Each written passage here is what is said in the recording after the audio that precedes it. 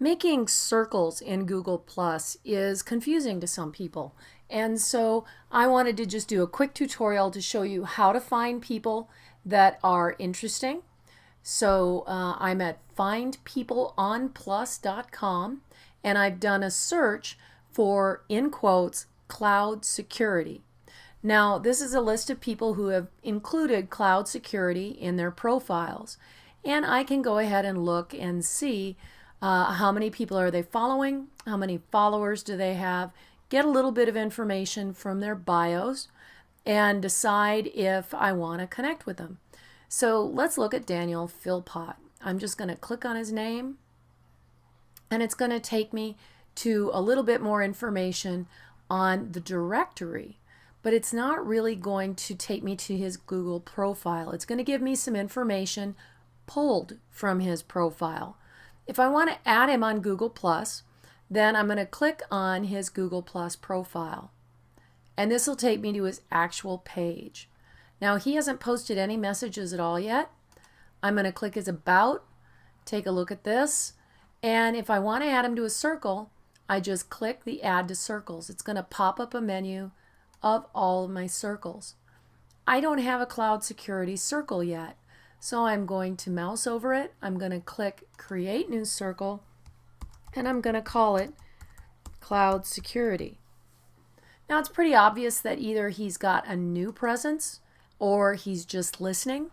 68 people have circled him. 23 are in his circles. So now I have two other ways to find information about people who are in cloud security and are actually having discussions. So I can go and look and see who Daniel's circled. And he's a cybersecurity person. He's probably got some pretty interesting people. So as I mouse over their names, I get a little bit of information from them. If they didn't fill out that first line of the introduction, I don't know anything about them, and I have to go to their profiles to see. Probably going to skip those right now, and quite often I do. I'm going to go and look for somebody who's got an interesting profile that I want to learn a little bit more about. And that looks like Marcus Carey. I'm going to click his name, and I'm going to go and look at his posts. He's keeping his posts all private too, so there's nothing showing up here except that he changed his profile picture. I can look at his About page, not very well filled out. He's only got links to his Twitter stream. Maybe this isn't somebody I want to add. So instead, I can go back and I can look to see who's circling Daniel. And I'm just going to look real quickly. These are all international folks from all over the place. Here's Bobby Miller. Let's see, he's got 12 people in common with me. You see at the bottom here, 12 people in common. So he's probably a social media person. He's also a Google person because I see some of the Googlers in his profile. So I'm just going to click and look at his profile. You see that he's got a lot more active posts. Some of them are kind of silly. Some of them are more interesting. I'm going to go ahead and add him to my circle. Now I can add him to multiple circles by checking the boxes. I can use this menu to drop down and add him to cloud security. So let's say that I want to share one of his posts.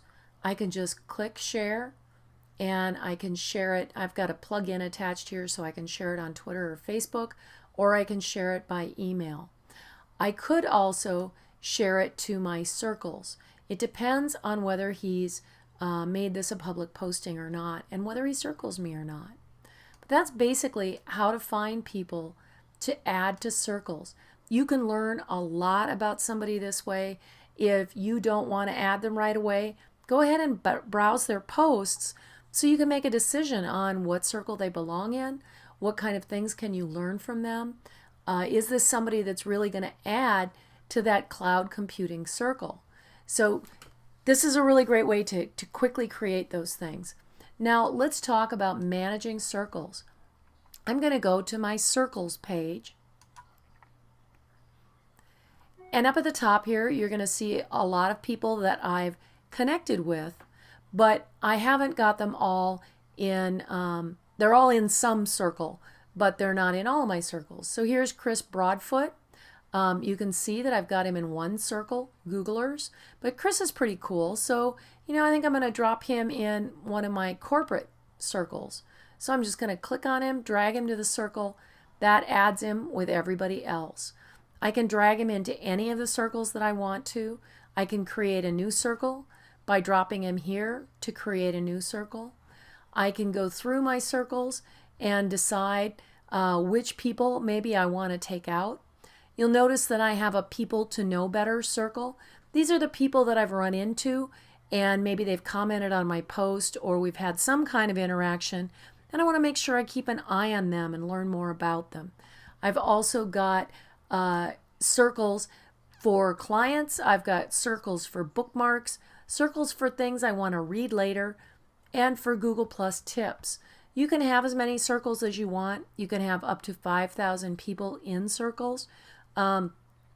Honestly, it's better if you have fewer circles because it's a lot easier to organize. Just depends on how you work. But that's basically how to find people, how to add them to your circles, and then you can go out and look to see what kind of interesting things these people are posting by just clicking on their profile.